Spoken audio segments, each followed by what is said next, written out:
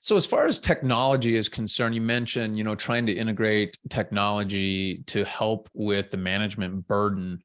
What does that look like? Is there anything in particular that's new or on the horizon, or maybe it's some obvious stuff that's helping you to manage a geographic footprint across 17 different states?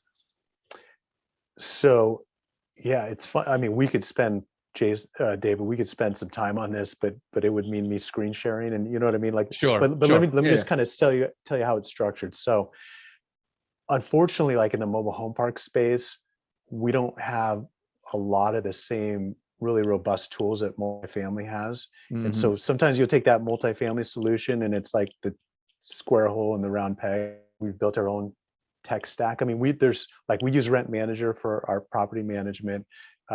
They have a auto pay where people can walk into Walmart, they can pay their rent, they get a Mm, specific account number, which is kind of cool because a lot of our residents maybe don't have a bank account, or different things. I mean, yeah. sometimes, and so for them, they just want to go pay cash. So, and either that or they're doing online payment. Like, we don't take checks, we don't take any of that.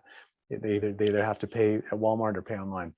Um, and then so there's some of those standard tools, and then we're built on the Google Suite platform, Mm, and we've got somebody working in the company, very good programmer, and has basically built, like, has the API from Rent Manager, and has built these tools that allow us to pull out and look at all our mm, inventory for, like, the homes, what needs to be done to get this home ready, how long has this been on the market, get it filled, auto contracts. So, like, somebody can walk into one of our sales offices and look at a home and say, hey, I want to buy it and we've got money.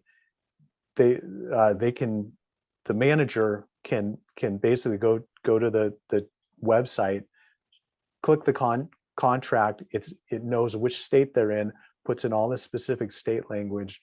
They fill it out. Hey, here's how many mm. residents, and here's the kids' names.